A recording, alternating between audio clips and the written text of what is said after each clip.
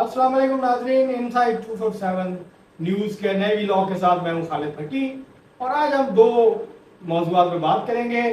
सबसे पहले बात करेंगे फैसलाबाद में जो NA 108 में साबिक़ वज़ीर-ए-आज़म इमरान खान के कागजात नामजदगी मुस्तरद हुए, और उसके बाद हम बात करेंगे कल डॉक्टर शहबाज गिल के हवाले से जो सूरत-ए-हाल पैदा हुई, और पाकिस्तान में जो इशराफिया है जो कि ख़ुद को कानून से बालातर समझती है, उसका कल अमली मुज़ाहरा जो है हमने एक बार फिर जो है वो देखा डॉक्टर शहबाज गिल के केस में।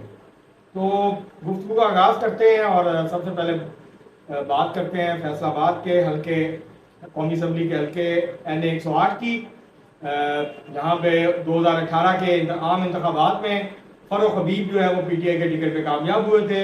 उन्होंने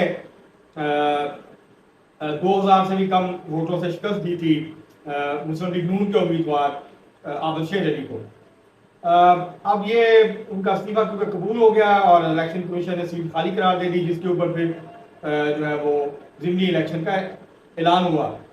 तो जो 9 हल्कों के ज़िमनी इंतखाबात होने जा रहे हैं 25 सितंबर को, उन सब के ऊपर इमरान खान साहब ने फैसला किया कि वो तहरीक इंसाफ के उम्मीदवार होंगे और वो तमाम 9 हल्कों से इलेक्शन लड़ेंगे। अब कल बाकी सब हल्कों से उनके कागजात मंजूर हो गए, लेकिन जो 9वां हल्का था फैसलाबाद का NA 108, वहाँ से उनके कागजात नामजदगी मुस्तरद हो गए। और वजह रिटर्निंग ऑफिसर ने अपने मुख्तसर फैसले में ये बताई कि तहरीक इंसाफ के चेयरमैन इमरान खान असासों के हवाले से उनको तसल्ली बख्श जवाब नहीं दे सके और वो मुतमईन नहीं हुए उन्होंने जो जवाब दिया अपने असासों के हवाले से, इसलिए वो कागजात मुस्तरद हुए। तो अब जबकि फ़ारूक हबीब साहब जो हैं साबिक़ वज़ीर मुमलिकत बराए इत्तलात, उनके कागजात मंजूर हो गए, चौधरी आबिद शेर अली के कागजात नामजदगी मंजूर हो गए। तो अगर इमरान खान साहब जो हैं ज़ाहिर है वो चैलेंज करेंगे इसको इलेक्शन ट्रिब्यूनल में, और उम्मीद है कि उनके कागजात बहाल हो जाएंगे, तो फिर मुकाबला आबिद शेर अली और इमरान खान का होगा। तो वरना फिर मुकाबला जो है वो फ़ारूक हबीब और आबिद शेर अली के दरमियान होगा। ये तो था NA 108 की सूरत-ए-हाल। इसके ऊपर हम तजिया बाद में करेंगे कि किस किस्म के नताइज आ सकते हैं उस हल्के के।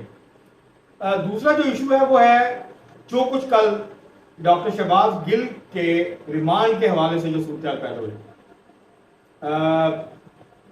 जो जुडिशल मजिस्ट्रेट थे उन्होंने चंद दिन पहले पुलिस की तरफ से जो दरख्वास्त आई थी कि डॉक्टर शहबाज गिल का मजीद जिस्मानी रिमांड दिया जाए, उसको मुस्तरद कर दिया था। और फिर सेशन जज ने भी उनकी दरख्वास्त को नाकाबिल समाअत करार दे के खारिज कर दिया था।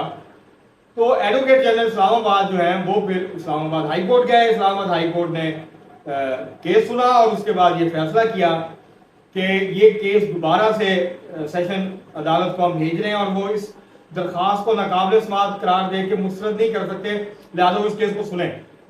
तो जब केस वापस गया तो एडिशनल सेशन जज इस्लामाबाद ज़ेबा चौधरी की अदालत में ये केस लगा और उन्होंने दलाइल सुनने के बाद शहबाज गिल का 48 घंटे का जो है जिस्मानी रिमांड देने का हुक्म जारी कर दिया।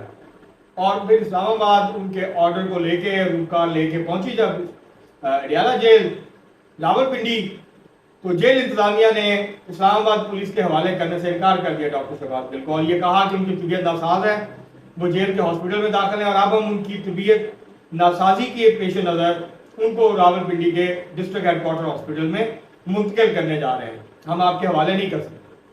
और जो खबरें इसके हवाले से सामने आई वो ये थी कि तहरीक इंसाफ के जो चेयरमैन हैं साबिक़ वज़ीर-ए-आज़म इमरान खान साहब, उनकी तरफ से बहुत ज़्यादा दबाव था कि किसी भी कीमत पे डॉक्टर शहबाज गिल को मज़ीद तफ्तीश के लिए इस्लामाबाद पुलिस के हवाले ना किया जाए, बल्कि उन्हें रावलपिंडी के किसी सरकारी हॉस्पिटल में मुंतकिल कर दिया जाए, यहाँ वो इस्लामाबाद की पुलिस की पहुँच से दूर हो जाए। ज़ाहिर है उनके कुछ खदशात होंगे, उनके कोई खौफ होगा, उनके ज़हन में कुछ चीज़ें होंगी। दो चीज़ें हो सकती है, एक तो ये कि कहीं डॉक्टर शहबाज गिल दबाव में आके उनके खिलाफ आदम आप गवाह बन जाए, और दूसरा ये हो सकता है कि कोई ऐसा बयान ना दे दें जिसकी वजह से उनके ऊपर दबाव जो है वो उसके अंदर इजाफा हो जाए। और तहरीक इंसाफ तो पहले ही इस बात का शोर डाल रही है, इस बात को बार बार उठा रही है कि ये एक बड़ी साजिश का हिस्सा है तहरीक इंसाफ और उनके जो कायद हैं इमरान खान, उनके खिलाफ। और इस साजिश का मकसद ये है कि क्योंकि सियासी तौर पर हुकूमत मुकाबला नहीं कर सकती इमरान खान का, वो बहुत मकबूल हैं, अपोजिशन की मकबूलियत में कमी आई है, तो वो आवाम में जाके उनका मुकाबला नहीं कर सकते इलेक्शन में, تو اس لیے وہ ٹیکنیکل گراؤنڈز کے اوپر ان کو نااہل کرنے کی کوشش کر رہے ہیں، ان کو سیاست سے باہر نکالنے کی کوشش کر رہے ہیں. تو یہ ایک آلریڈی تحریک انصاف کی باتیں کر رہی ہے. یہ جو کل جو کچھ ہوا اور جس طرح کا سٹینڈ آف ہوا اسلام آباد پولیس، پنجاب پولیس اور جیل انتظامیہ کے درمیان، اور پھر خبر چلی کہ رینجرز اور ایف سی کو بھیجا جا رہا ہے، تو جس کے بعد پھر جیل انتظامیہ نے جو ہے ڈاکٹر شہباز گل کو اسلام آباد پولیس کے حوالے کر دیا، اور پھر اسلام آباد پولیس ان کی طبیعت کے پیش نظر ان کو لے کے اڈیالہ جیل پہنچ گئی، پرمس ہاسپٹل چلی گئی، اور کل سے وہ اب پرمس ہاسپٹل میں ہیں. سینئر پروفیسرز کے اوپر مشتمل ایک میڈیکل بورڈ بن گیا ہے، جنہوں نے کل رات کو بھی معائنہ کیا، آج بھی ان کا معائنہ کرے گا، اور پھر یہ فیصلہ کرے گا کہ وہ اتنے صحت مند ہیں کہ وہ شامل تفتیش ہو سکیں یا کہ ان کو مزید ہاسپٹل میں رکھنا مقصود ہے. تو یہ فیصلہ ہو جائے گا. ہماری دعا ہے کہ وہ جلد صحت یاب ہوں اور پھر جو معاملات ہیں وہ اپنے ان کا سامنا کریں. تحریک انصاف دو جو ہے الزامات لگا. ایک تو یہ الزام یہ لگا رہی کہ ان پر تشدد ہوا. تشدد کی کسی بھی صورت میں کسی بھی شکل میں حمایت نہیں کی جا سکتی. تشدد نہیں ہونا چاہیے، اس کا کوئی قانونی اخلاقی جواز نہیں ہے تشدد کرنے کا. تو آپ تفتیش کریں، ثبوت لائیں، اگر کسی نے کوئی جرم کیا تو آپ اس کو سزا دیں، اگر نہیں کیا تو خام خواہ کسی کو گھسیٹے مت، کسی کو تشدد مت کریں. ایک تو یہ بات. دوسری بات یہ ہے کہ کیا تحریک انصاف کو نہیں پتا، تحریک انصاف 4 سال حکومت میں تھی، تحریک انصاف نے پولیس کو کے کلچر کو تبدیل کرنے کے لیے کیا کیا؟ کچھ بھی نہیں. کیا تحریک انصاف کو نہیں پتا کہ روزانہ پاکستان کے تھانوں میں، پاکستان کی جیلوں میں عام لوگوں کے ساتھ کیا سلوک ہوتا ہے؟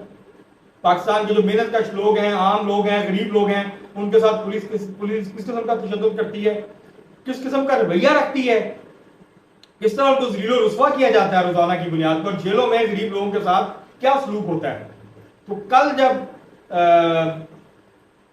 ان کے تحریک انصاف کے ایک رہنما جو ہیں ان کے ساتھ ان کو جیل جانا پڑا، تو پھر تحریک انصاف کو یاد آیا کہ تشدد ہوتا ہے اور بڑا برا سلوک ہوتا ہے، انسانیت ہے نہیں ہے، یہ انسانیت سوچ سلوک ہوا ہے. لیکن جب یہ حکومت میں ہوتے ہیں، حکمران ہوتے ہیں، تو اس وقت ان کو یہ سب کچھ یاد نہیں آتا. اس وقت ان کو غریب لوگ یاد نہیں آتے، اس وقت ان کو قانون کی حکمرانی یاد نہیں آتی، اس وقت ان کو یاد نہیں آتا کہ پاکستان کے تمام شہریوں پہ یکساں طور پر قانون کا اطلاق ہونا چاہیے. قانون کو یہ نہیں دیکھنا چاہیے کہ وہ سامنے کون کھڑا ہے، کس پہ قانون کا اطلاق ہونا ہے، کس پہ نہیں. لیکن کل جو کچھ کیا تحریک انصاف کے چیئرمین کے حوالے سے جو خبریں آئیں اور جو رویہ اختیار کیا پنجاب حکومت نے، اس نے ایک بات تو واضح کر دی کہ قانون کی حکمرانی کے تصور کو لے کے دیگر سیاسی قیادت میں یا جماعتوں میں اور تحریک انصاف میں کوئی فرق نہیں ہے. ان سب کا رویہ ایک جیسا ہے.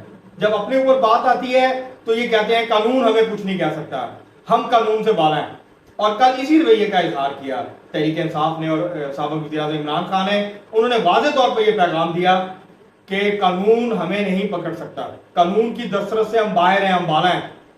لہذا یہ جو قانون غریب لوگوں کو نچوڑتا ہے، غریب لوگوں کو ذلیل کرتا ہے، غریب لوگوں کو جیلوں میں ٹھونستا ہے، ہم غریب لوگ نہیں ہیں، ہم اس اشرافیہ کا حصہ ہیں اور ہم لاڈلے رہے ہیں اسٹیبلشمنٹ کے. کیونکہ پاکستان میں یہ تصور عام ہے کہ جب آپ لاڈلے ہوتے ہیں اسٹیبلشمنٹ کے تو پھر قانون آپ کے اوپر ہاتھ نہیں ڈال سکتا، آپ قانون کی پہنچ سے باہر ہو جاتے ہیں. سابق وزیر اعظم نواز شریف کا کیس بھی آپ کے سامنے ہے. جب وہ لاڈلے ہوتے تھے تو وہ خود کو بالا تر سمجھتے تھے قانون سے، اور کیونکہ کچھ عرصہ عمران خان صاحب بھی لاڈلے رہے ہیں تو وہ یہ سمجھتے ہیں کہ قانون کا کچھ نہیں بگاڑ سکتا، اور وہ پاکستان کے قانون سے، عدالتوں سے، ہر چیز سے مبرہ ہیں، بالا ہیں. کل اسی قسم کا عملی مظاہرہ کل دیکھنے میں آیا، اور یہ واضح ہوا کہ پاکستان کا جو طبقاتی سماج ہے، طبقاتی نظام ہے، طبقاتی ڈھانچہ ہے، اس میں امیروں کے لیے الگ قانون ہے، اس میں طاقتوروں کے لیے الگ قانون ہے، اور غریبوں اور عام آدمی کے لیے الگ قانون ہے. بہت شکریہ.